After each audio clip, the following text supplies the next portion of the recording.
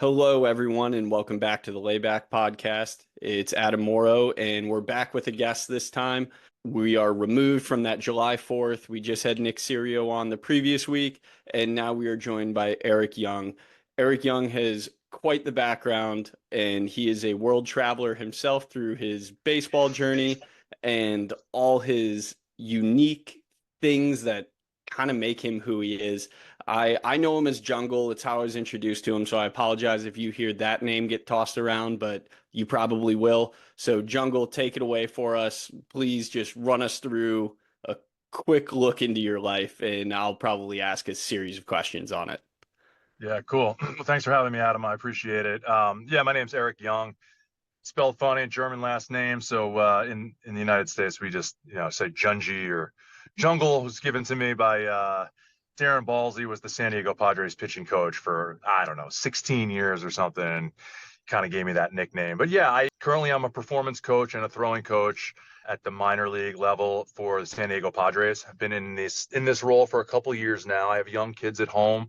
I'd managed, which takes you away from your family quite a bit. So I'm taking a little bit of a step back while I kind of recalibrate everything. But I've previously managed, been a pitching coach, been a pitching coordinator, assistant pitching coordinator, and then kind of working my way backwards. I played 14 years of professional ball all over the world, a lot of minor league stops, a lot of AAA, cup of coffee in the big leagues.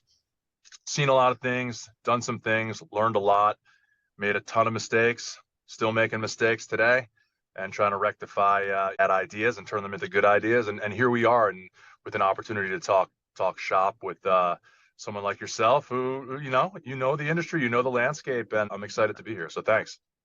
Well, thank you very much. I appreciate that. And we might be burying the lead a little bit because you also have a new project that's been in the works for, are you about a year into it now with Pitch IQ?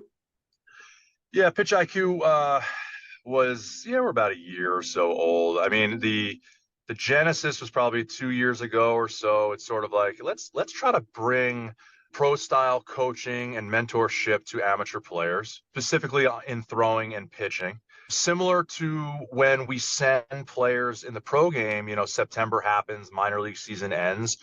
You send players back to their home countries, home states, all over the world, honestly, and you got to send them home with a program and a communications line and kind of track their progress remotely from a distance. And I thought that was, we've seen some other people enter the space in the past decade or so and been very successful. And it's like, hey, let's try to bring some of the ideas that we've taught at the minor league level in the last 10 or so years that we've been doing it, and try to offer that kind of product range to younger players looking for a different voice in their throwing and pitching journeys. Pitch IQ is that. We offer a couple different products, but essentially it's remote training strictly with professional pitching coaches, many with major league experience, and strength and conditioning, the whole kit and caboodle. So an amateur player who's in the middle of, let's say, Iowa can have access to the same training protocols that somebody in San Diego, let's say, in one of the baseball hubs, Dominican,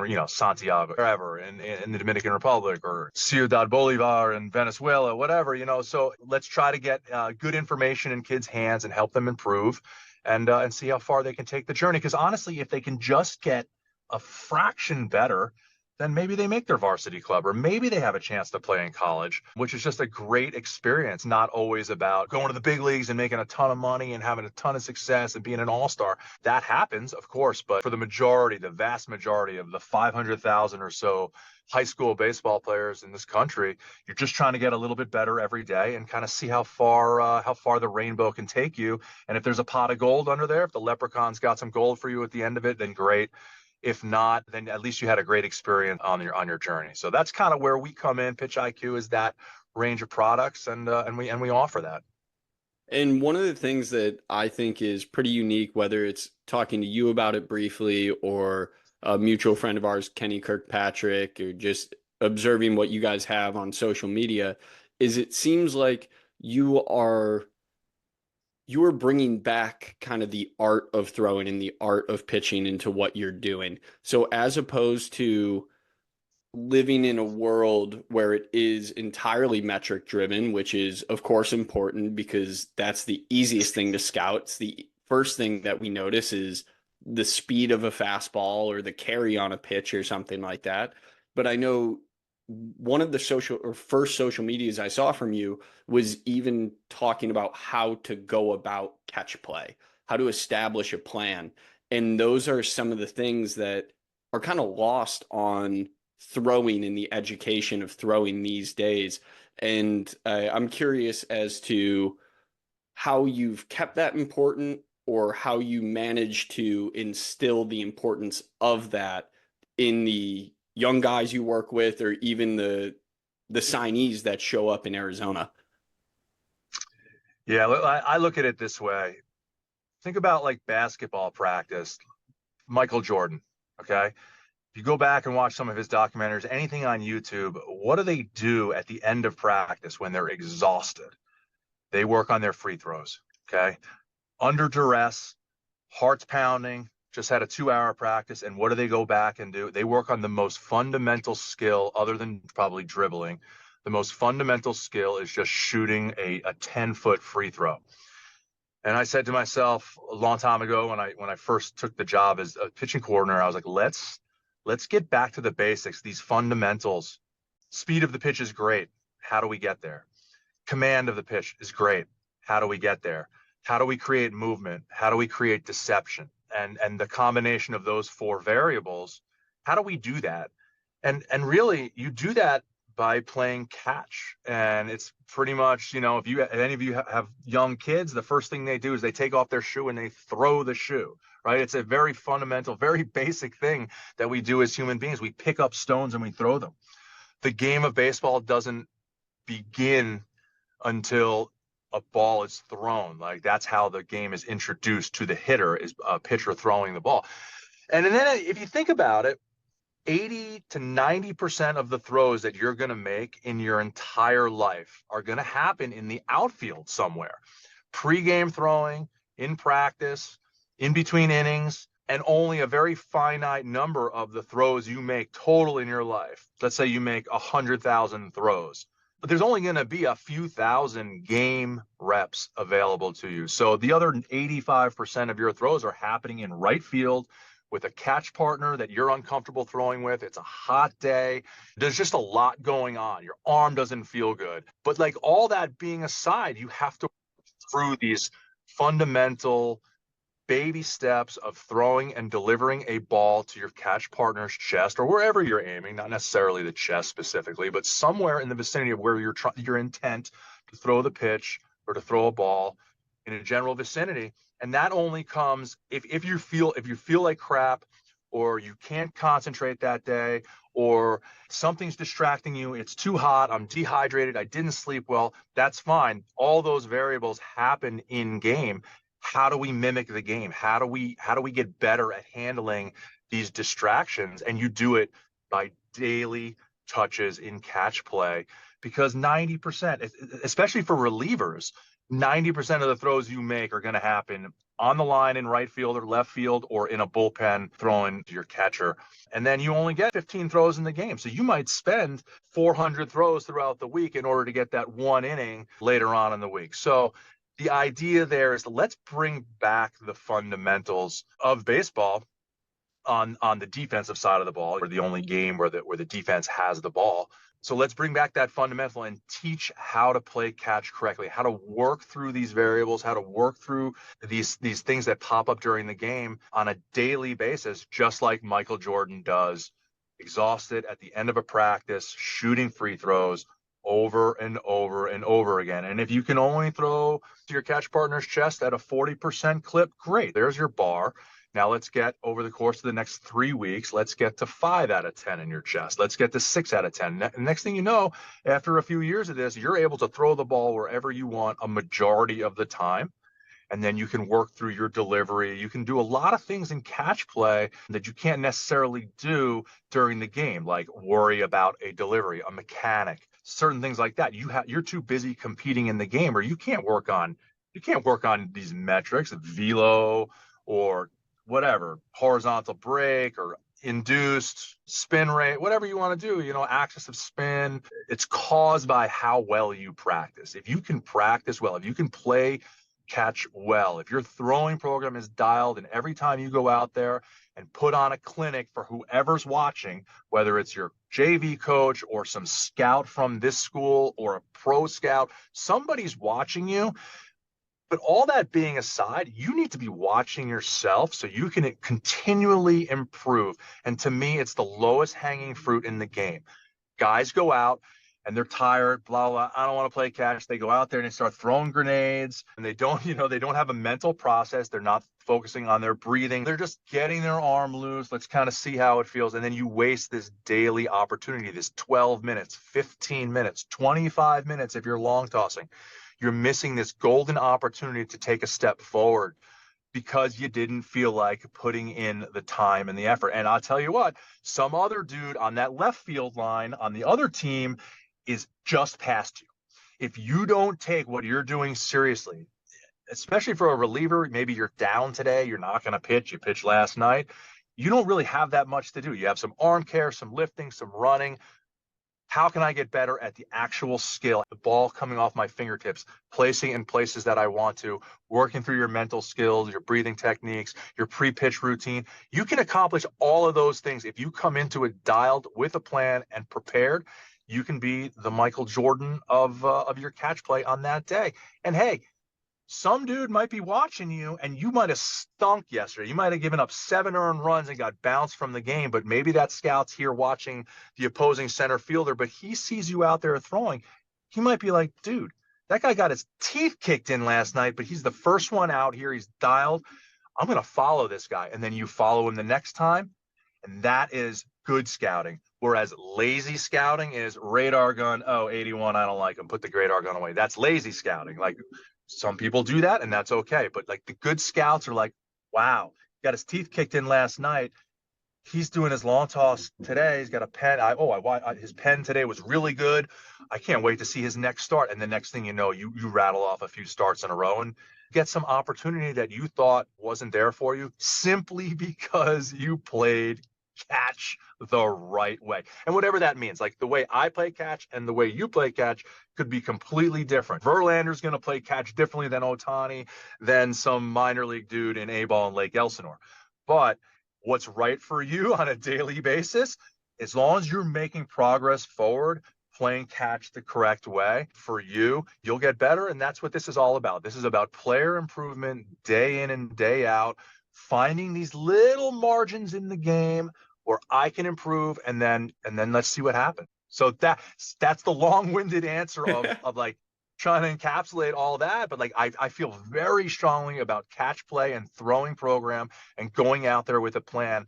And all of those variables, all those techniques we just talked about are what we do with Pitch IQ. We're trying to bring a pro-style program to amateur players who just don't have access, or dads out there who just don't have access to, like, what do they do? What do they teach in the pro game? Well, this is what we teach in the pro game. It's not what every organization has taught in the pro game, but a lot of them are focused on the fundamentals of catch play so that you can go into your pen, work on these different metrics, and then you go out to the game and be dumb. I'm going to spit at you with my 2 likely oversimplified takeaways were from that. And you tell me if there's something that needs to be added. But the 2 that stand out most to me are very similar to yoga, actually.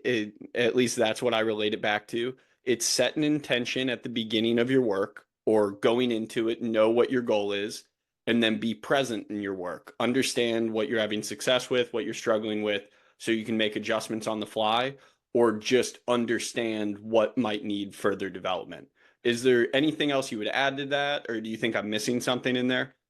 Yeah, at the end, evaluate what you just did. So I heard this a long time ago. Professional coaches, we just regurgitate what we've heard in the past, repackage it a little bit with a little bit more like today nuance. So maybe it resonates with a 15-year-old. That's what we do. So I heard this way back in the day. I forget where, but a 3-for-1 reps is something that I try to teach, which is think about what you're about to do, then do it, and then evaluate what you just did. So same thing, set an intention, be present, and then I would just add in evaluate what you did. So then you can make that, oh, wow, my glove side, I yanked the ball. Okay, so perfect. You made that evaluation. So why? You walk yourself back through your delivery and your process.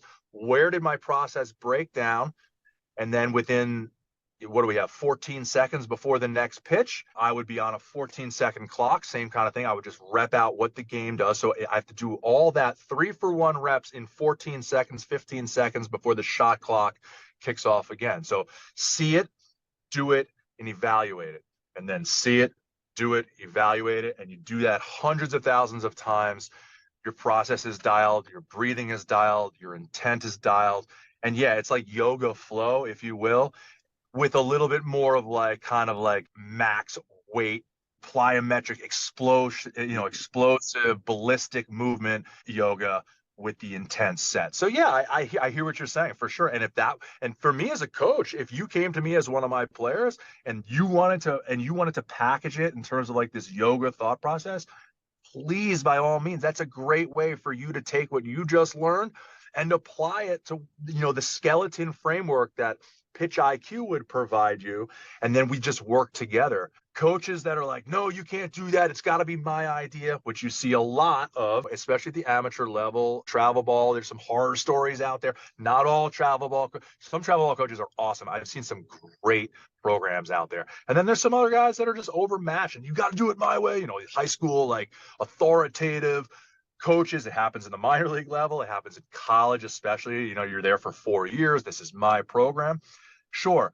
I like to cater to the player. And like, if you want to bring your yoga thought process to the 3-for-1 reps, we package that together and deliver it to you, and then you can take steps forward. So to me, that's great. I mean, that yoga flow with ballistic explosion movements, trying to throw 96 miles an hour, perfect. If that's how you want to do it, great. I'm on it. Yeah, if throwing were that easy for me and I could apply the yoga concepts to it, I think I'd still be playing. But maybe that's where I was wrong. Maybe I should have taken this approach and instead of the all-out track sprint 40-yard dash every single time I'm trying to do it. So who knows? Maybe I'll just go pick up a plyo ball and chuck it at my house, and that'll be the ultimate unlock for me.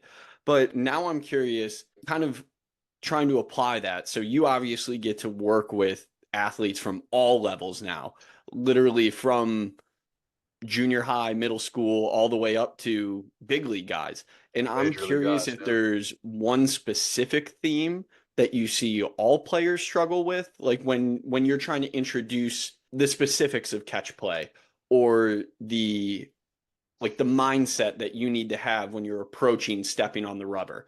Is there a reoccurring theme, or do you find that changing from level to level? Well, the reoccurring theme is they get better and better at catch play as they go up the line. A 13-year-old is not going to be as good as you, Darvish, is at the major league level. So, like, I'll go down to Petco and work with some major league players in the morning, and then I'll go and give some lessons at night. And like, I get to see the entire like spectrum, and it's really cool. So I would say that. But one thing that kind of permeates all levels of play is, and it's not so much throwing program, it's just like delivery. The same mistakes you make when you're 13 years old on the mound are kind of the same mistakes you make as a 31-year-old five-time All-Star. You're still the guy, you're built a specific way. And again, to go back to, let's say you're losing your front side with your glove side, you're kind of getting into supination, you're externally rotated over here, you're a fly open kind of guy. Like, you're going to see that throughout the course of your career. You just get better at mitigating those issues via mobility, strength, knowledge, cueing. You're going to feel yourself doing this somewhere during the game as you fatigue, even when you're 31. So I just use myself as an example. I go back and look at pictures of me, still photographs, back in the late 80s when I was a kid teaching, never had a pitching lesson in my life, and I'm throwing, and I see it, and then I compare it to something when I was maybe in AAA 20 years later. I'm like, man, it's the same kid. I'm 12, I'm 32, and I look exactly the same. I'm like, yeah, that makes a lot of sense. The same mistakes I made then, I make now, I'm just bigger, stronger, faster, smarter. I'm less mobile because I'm older. But so and I have the wherewithal to be like, okay, yeah, I'm flying open. But when you're a kid, you don't know what you're doing. You're just kind of chucking. So that I see a lot. The same mistakes you made as an A baller, you make as a big leaguer, you just make them less and less because you're further along in your journey. And I don't know why my brain is working in analogies today, but now I'm thinking about this similar to golf. Like the best golfers, it's not that, yes, of course they make less mistakes, but they get really good at managing their mistakes too. They understand what mistake is most often going to happen Totally. or what their miss is going to be. So then they can make an immediate correction from there. It's like their scope narrows with Right. each level or as their performance improves. And that's a great analogy. I love golf analogies. There's a lot, because the ebb and flow is similar to baseball. Start, stop, think, start, stop, nervous, nervous. Oh my God, what's next? Shit, what are we doing? Nervous, right? And so if you take, I don't know, name a golfer, Ricky Fowler, whoever, maybe he hits a high fade. When he gets tired or when he gets nervous and he's on the 17th trying to like track down a U.S. Open title, that fade is gonna if he mishits the ball, it's the same mistake he made when he was 13 trying to win his club championship. It's just the stakes are higher, and he lost the club phase. He hit a small slice, whereas when we're kids, we'll hit a slice into the drink. So yeah, now he knows how to manage his mistake and then evaluate it. By the time he walks up, he's got 5 minutes, 4 minutes before he gets to the ball. He can manage the mistake. He can scramble for par. Really, it's the same thing. Damage control in pitching is the same thing. I just gave up a 3-run bomb. I have to scramble for par to get out of this outing with 6 innings, 3 runs max, because I just gave up the 3-run bomb. And if I can get 18 outs and scramble for par, great. I'm happy because I might throw a shutout next time out and all's gravy. So same kind of concepts. The golf analogies are awesome. And I just love there's so many similarities, the ebb and flow of it especially, and that just putting pressure on yourself, like internalized pressure. Well, you can practice your putts just like free throws over and over and over and over again, right? You don't know what's going to happen in the game until you're actually in the game. But I sure as shit, if you prepare daily, like you have 6 feet for birdie on 18, if you go through that process a billion times, you're going to strike that dude out instead of giving up that 3-run home run, in a crazy environment in winter ball, let's say. Plus, I'm sure the golf analogies help a little bit when you're looking at the pro level, and at least 80% of the guys that you're working with just came off the golf course anyways. Scratch golfers, yeah, totally. Yeah. The first thing I think of is like I think the first conversation I had with Mackenzie Gore was about golf. He had just like bought a new driver, like a 7 wood or something like that, and he walked in the complex with it. No. So, And in 6 months, he had like an 8 handicap because he's a ridiculous athlete and a great human being. And I thought he might make the All-Star team this year, but he didn't quite get in. But I was hoping he'd get it. One of the paths I wanted to go down coming off of that question even is your interesting role, especially when it comes to helping guys rehab or relearn their processes as they're working back onto the field. And whether it is a pitcher or a position player, you have been a part of these return to throw programs.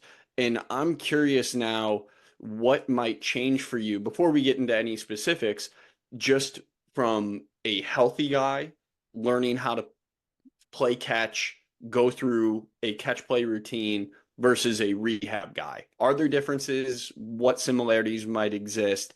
And I'll just turn it over to you there. interesting question. Well, I've never really been the rehab guy, the rehab coordinator guy. Obviously, we've worked with players that have been banged up. And to me, not a whole lot changes once you get past, like once a player can actually throw to 120, 150 feet, once they get past that, like I'm injured barrier and I'm actually returning to throw at this point. Because previous to that, like inside of 150, you're basically on crutches to me. So once we kind of like get rid of the crutches and we can actually start doing some things, not a lot changes. Shuffling your feet, being athletic, moving properly, working through ranges of motion and restrictions in mobility, all things that are pretty important. So not really a whole lot changes for me. It's still, to me, a lot of process upstairs, focusing on targets, then taking your focus off the target and then going back on the target, kind of these ebbs and flows that you'll see mimicking the game, dress rehearsal for your game. This way, when you actually return to the game, you're not in like this foreign land, this foreign territory. So yeah, not a whole lot changes. Okay. And I like this concept that you brought about avoiding the foreign land.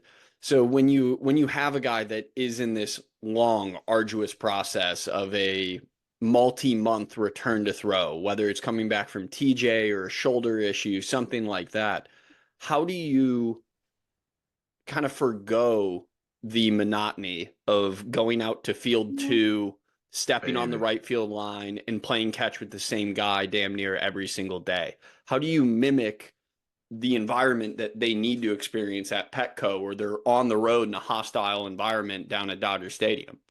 Yeah, the best ones do it themselves, honestly. They're able to go somewhere special for 12 minutes and get their throwing done, and just like they're playing catch in their backyard. And yeah, you're on field 16 and it's 107 in Peoria in Arizona and it's July and it's just death out there. But you have a job to do. You're a professional athlete and it's go time for this short little period of time. So the best ones are able to do it, and even the best ones, like sometimes they don't want to do it, and that's where the coach needs to step in and create an environment like you're suggesting. But to me, it's just like you step in when you have to step in front of a player and be like, that's just not good enough. I know you're just rehabbing, but like this is not good enough. Your brain is not there right now. Your brain has to be sweating as much as you're physically sweating if you want to accomplish anything today. If you just want to work through some soreness, okay, there's a couple days for that too. But like if this is a let's accomplish something throw day, not just like physically, you're only let's say you're 6 weeks away from going out on assignment to A ball to start working back into your rotation at AAA or the major leagues. You can't be wasting this opportunity today, especially since it's so small. It's only 10 minutes. I only need 15 minutes, 20 minutes from you today.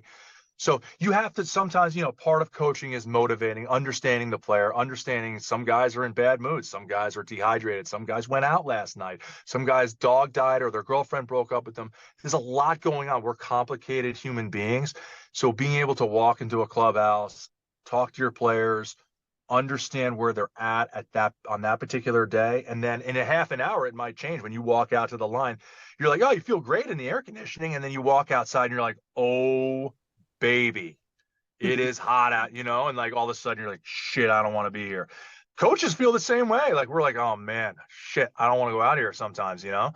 But like you have a job to do and you get it done, and then the rest is pretty easy at that point. So just understanding your player, communicating with your guy, and understanding where they're at and what they have to accomplish, and not we sometimes we get really wrapped up in like today, today, today, today. I like to think about things, and I alluded to it earlier, in 3 week chunks. I like 3 week chunks because that's almost 20 throwing programs. It gives you 20 times for practice. If you're working on maybe a breaking ball or something like that, it's not just gonna. Sometimes somebody will show you a grip and like bang, you got a banger all of a sudden. That's rare. Usually it takes 3 weeks before something shows up. I'm working on a delivery. I'm trying to get into my load on my backside, hip, whatever. I'm trying to create some internal rotation back here. Those things just don't pop up after like a couple of cues. Those things pop up 2, 3, 4 weeks down the line. So I try to think about, all right, if this player is having a shitty day and he doesn't really want to be out there for the throwing program, not that it's okay, but just understand where that player's at, because now I have 19 other throwing programs in this next 3 week block. And remember that 3 weeks is always moving forward too. It's not just like these static 3 weeks. We can start the clock today and be the next 3 weeks. And next Monday, you can start another 3 week block. So everything's fluid. The way we think, the way we are, our psychology, our physical, everything's fluid. So I like to think about throwing programs and rehabbing guys as more fluid documents. They're working documents that you work through on the daily and in 3 week chunks.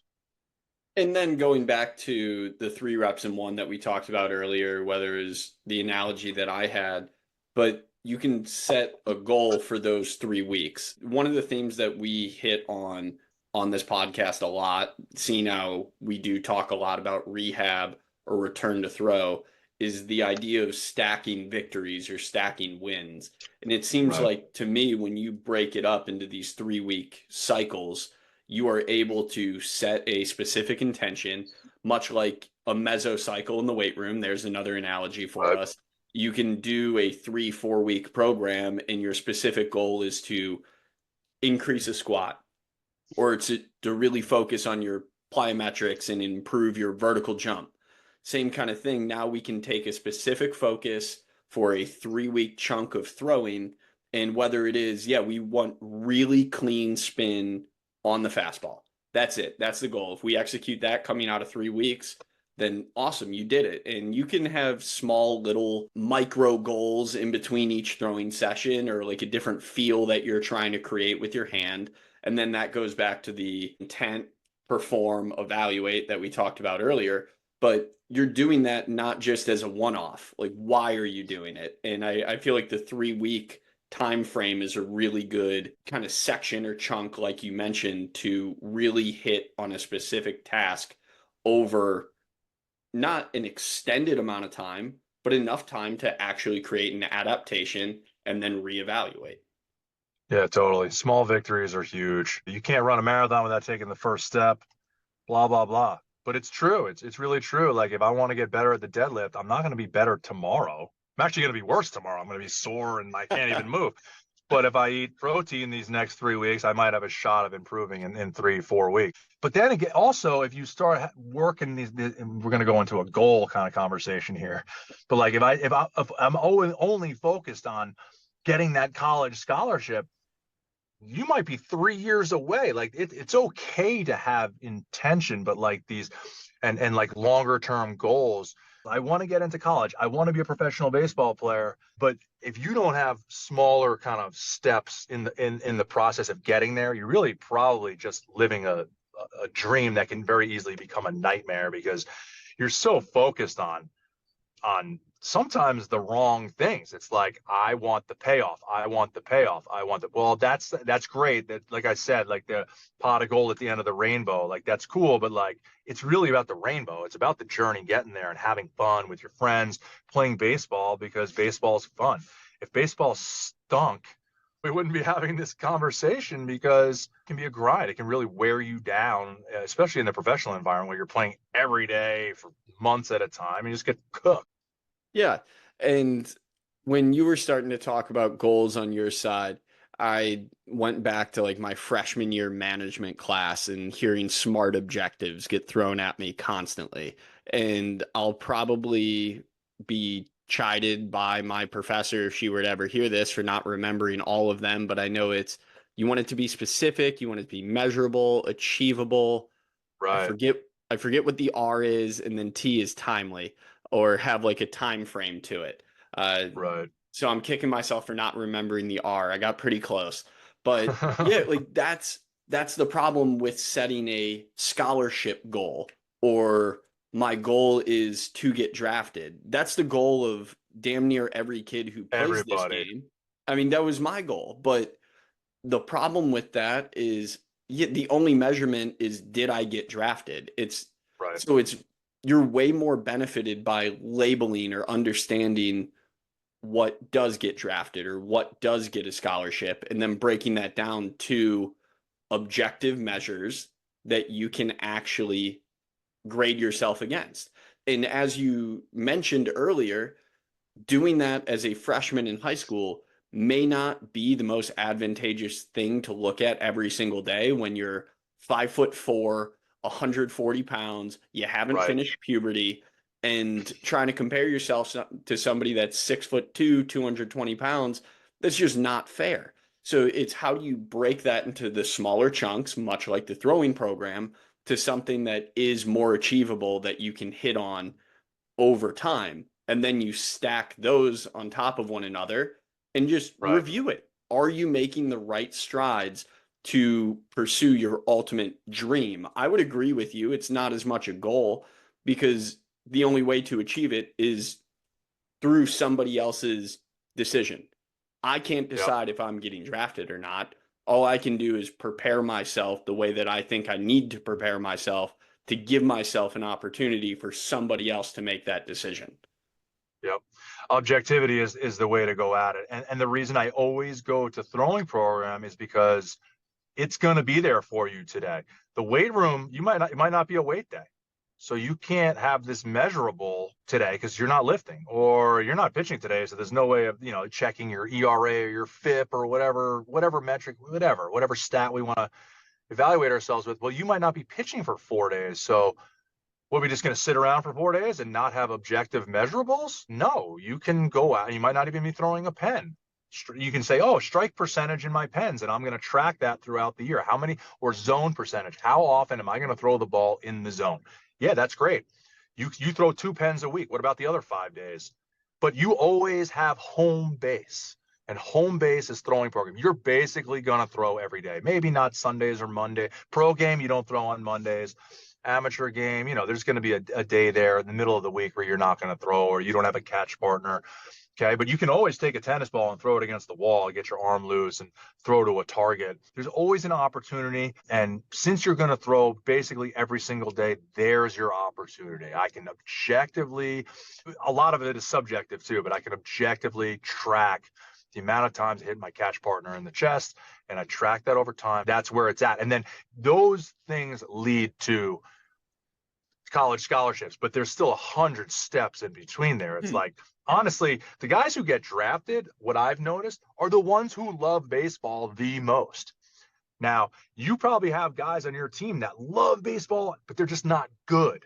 Okay, that happens too. But like the ones who can combine talent, effort, and love usually are the ones that you see playing at the next level. Yeah, there's guys out there that hate baseball too that are just like ridiculously talented and make it. Yeah, that happens too. But for the most part, like your average, like AA guy loves baseball enough where he's willing to be on a bus for 16 hours in the middle of Texas when he's from California, San Diego, and beautiful weather, but he's grinding it out on some bus. And he does that because he loves baseball and he's pretty good at it and he wants to see how far he can take it. So if you have effort, talent, and love, you pretty much can accomplish any one of those later goals, whether that's make your varsity club, get a college scholarship, make it pro, and then become an all-star. Yeah, well, hey, maybe everybody on here will just hold you to that. And if they do, so be it. They'll come calling because I guess the pitch IQ system requires the effort, love, commitment. The pitch IQ system requires effort. For sure. There's plenty of people in the remote coaching space, and a lot of them are awesome. And one guy who I saw, he had these ads come out, and it was like, how do you throw harder? Because everybody's chasing velo, right? How do you throw harder? And it's just like hard work. And it was like this satire on just working hard. It's not like in some plyo care drill. It's not in the weight room. It's all of it combined. If you can put in a ton of effort and work your ass off, you're pretty much going to increase velo, increase stamina, arm strength, command, get better at deception, all these things. So it comes down to hard work. If you're not willing to put in the work, don't waste your parents' money because these programs are not cheap. People want to get better, but you have to really want to get better. These are investments that your parents are going to make for you that require effort. And if you don't put it in, it's not, it's just not going to happen. It's not like injecting steroids is all of a sudden going to make you really strong. Yeah, it is going to make you really strong. But if you're not chasing the right stuff, you're going to get, you still have to put in effort. Yeah. Not that anybody's saying take steroids. Not what I'm saying. In fact, I'm saying the opposite. But my point is that like effort really can trump a lot of things. So you have to be Sisyphus. Yes, we're going the Greek mythology route here. You have to climb up the mountain every single day and understand that's just the price of entry if your goals are that lofty. 100%. Sorry, I had to bring in another nerdy concept. My brain works in mysterious ways. I I can't was closet the picturing nerd. a boulder running me over as I'm pushing it uphill. Exactly. Good. Yeah, at least somebody got the visual, and hopefully Greek mythology is still taught in school. I don't know if it is anymore. I'm too far removed from it. But yeah, for any of the current high school crew listening, go look up Sisyphus. That is your baseball career if you really want to be good. Kind of changing gears a little bit. I guess it's not really changing gears because it is just going back to throwing programs again. It's understanding where the coach fits versus a player's interpretation of what they need to do. And whether it is a coach's watchful eye or a sheet of paper that a player is following, when do you think the right time to intervene is? If, like, especially in a rehab, because that's going to be the general population that we're speaking to here.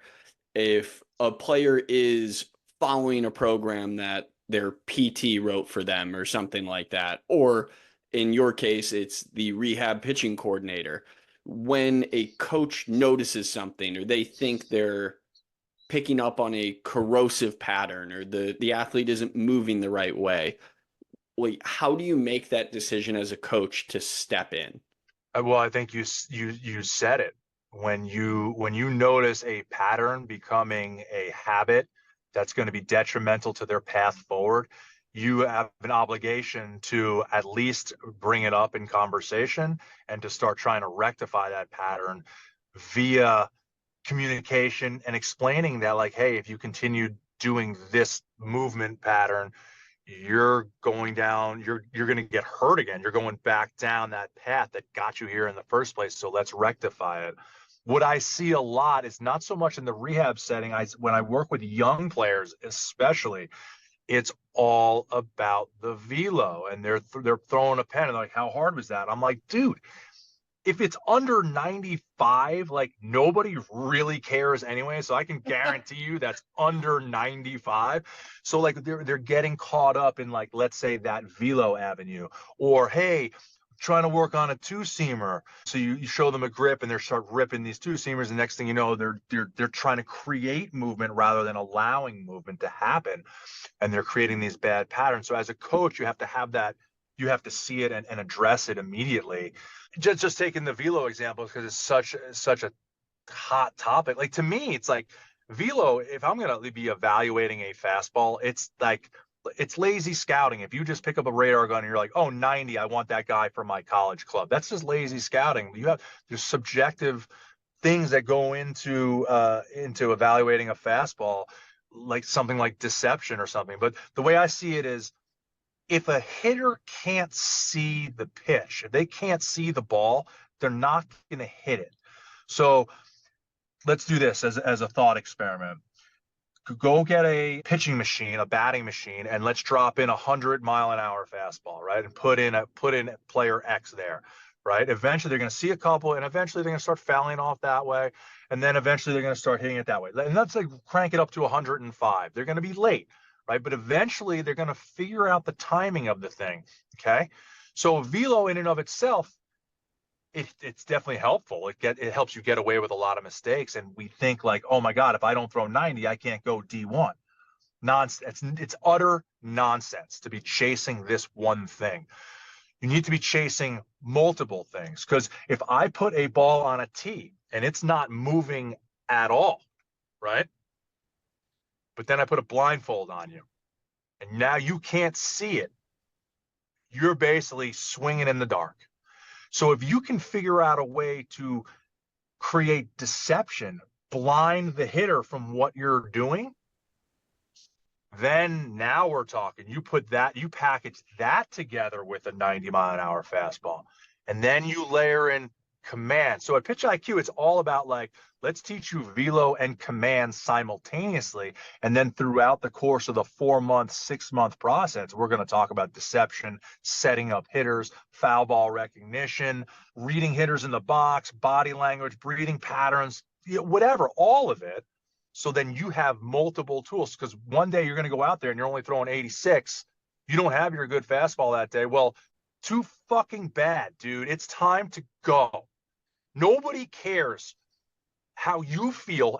How you feel. Nobody cares. That hitter loves the fact that you suck today. He's licking his chops. And if you're broadcasting that to the hitter, he's stoked. He can't wait for you to throw an 86-mile-an-hour fastball. They don't care how you feel. Nobody cares if the strike zone's tight.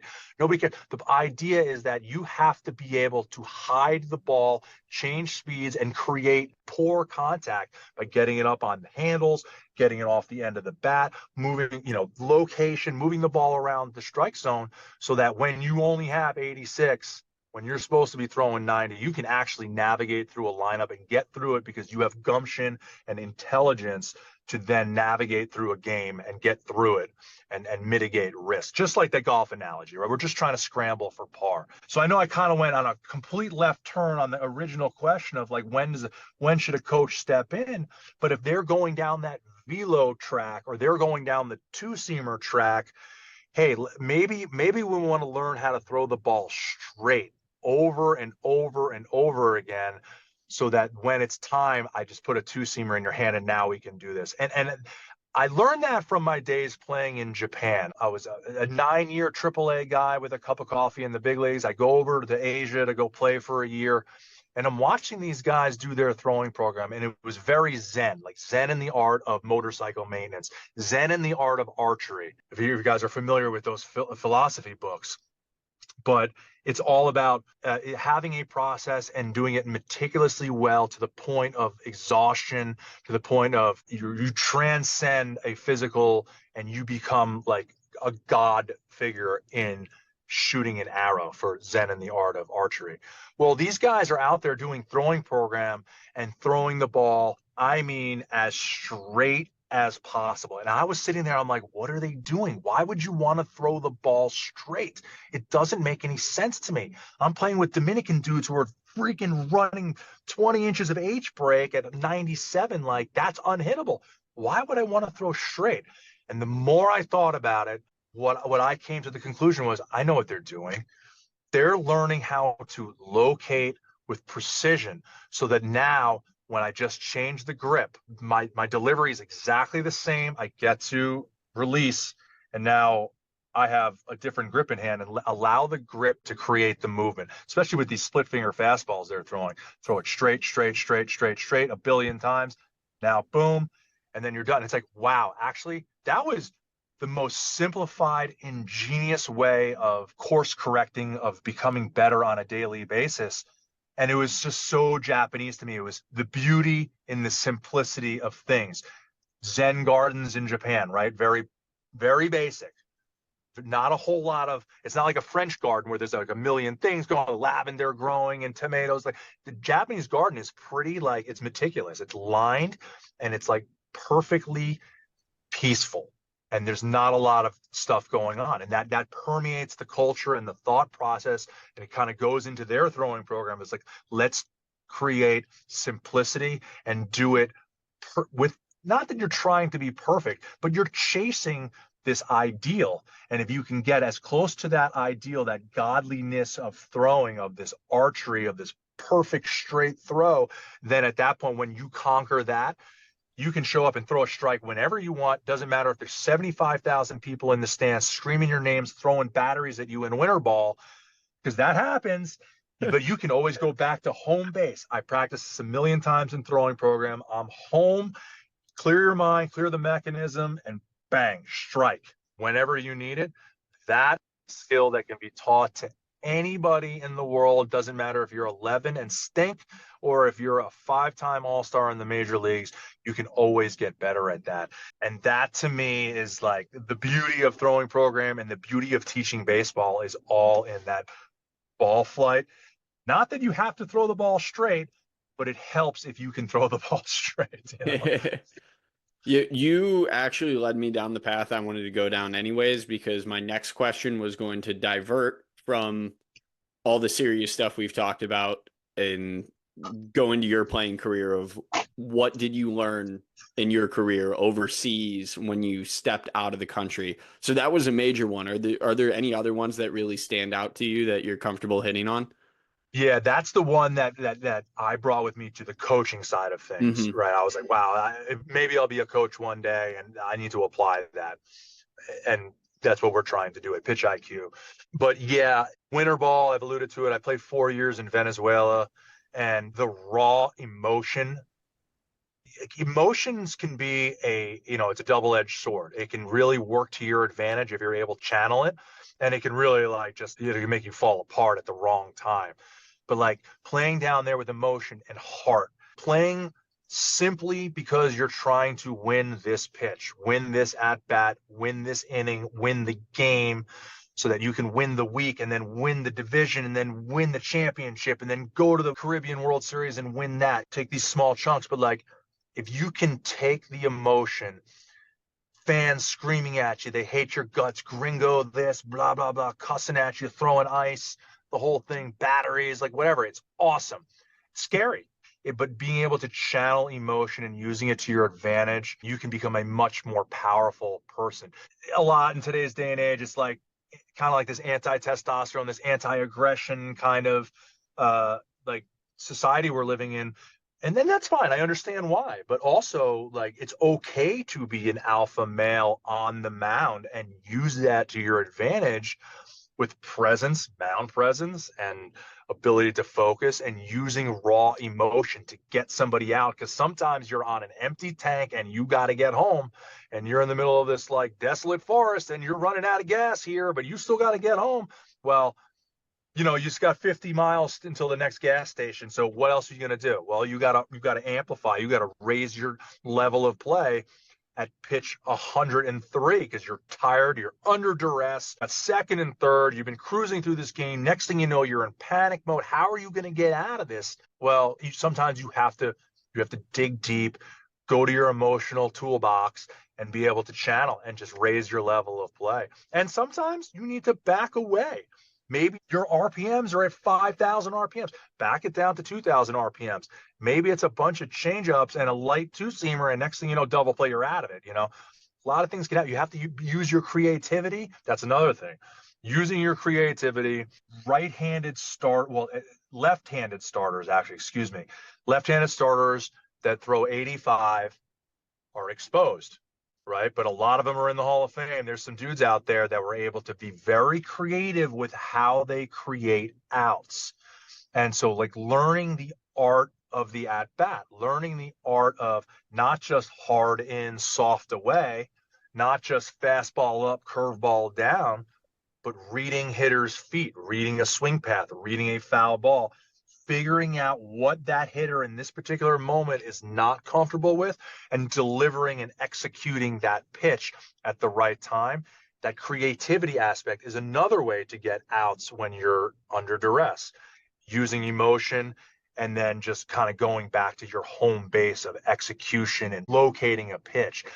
What have you learned during your time in 26 years in professional baseball? I've learned so much, and that's just three things that come to mind, but there's a lot more out there. And I would love to hear what some other 10-year big leaguers are thinking about when they're going through an at-bat sequence. Like sequencing is some advanced. Oh, that was my first job after playing. I didn't even mention this. I was an advanced scout doing game planning for Darren, our major league pitching coach, trying to come up with sequences that are going to work to get Paul Goldschmidt out or whoever was in our division. And this is right at the time that the metric revolution was happening. So next thing you know, you're looking at bats, you're looking at swing paths and body language and what guys are trying to do, two-strike approach, away from the plate, close to the plate, high ball hitter, low ball hitter, whatever. And then you can add the metric side to it too. Wow, he does not handle 93 plus on the inner half. And then you can kind of go to work there. So it was such an amazing time in like 2013, 2014 when I was doing that, because I could take what I learned standing on the mound as a player and now apply it to metrics that are coming in from the computer guys from our metrics team, and then combine the two. And then you can basically on paper get anybody out at any time. Obviously now it's up to Tyson Ross, Andrew Kashner, Clayton Richards, whoever our starting staff was at the time, to actually go out and deal with the variables, the emotion, the pressure. The lineups are really good. It's the major league, it's the National League West. The Dodgers are pretty good. On paper, it's great to kind of like the X's and O's of everything, but then you kind of miss the competition part of it.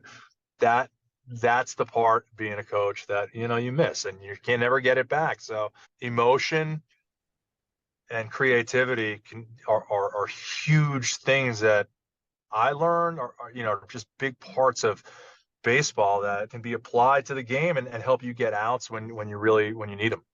Those are huge takeaways. I'm just going to echo that again. Learning how to apply emotion and creativity, understand the harm it can cause, as well as how they can be used as a superpower.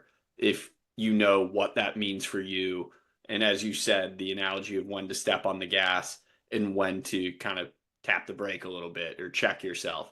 And now, maybe a good place to round this out. I like doing this a lot with any of the pro ball guys that I've had. You have gotten to do this pretty much everywhere in the world. So I'm really excited to hear your answer, but we'll even separate it from both player and coach.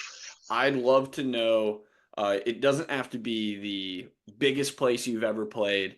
I want to know your favorite ballpark you ever got to play in and the favorite management spot.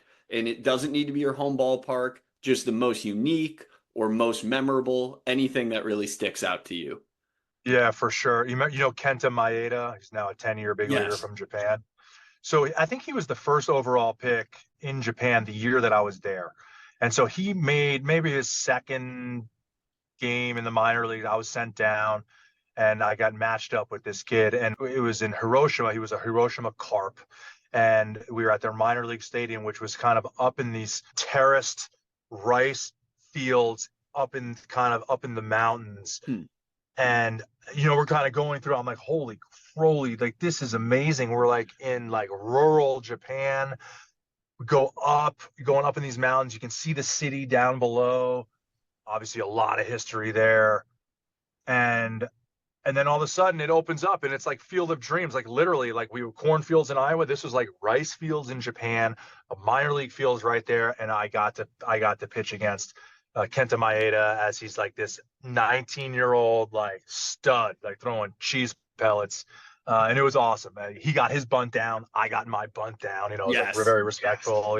Both go 6 innings, and it was like a quarter. It was good. It was fun. So I'll always remember that field. I don't know if it's still in existence today, but it was gorgeous. And then of course Wrigley Field and Fenway are amazing parks in and of themselves. So, and what was the set? What was And the then as just a as a coach? manager, a spot you remember as a manager, whether it's a hostile environment, whether it was going on to win the Cal League championship, anything like that.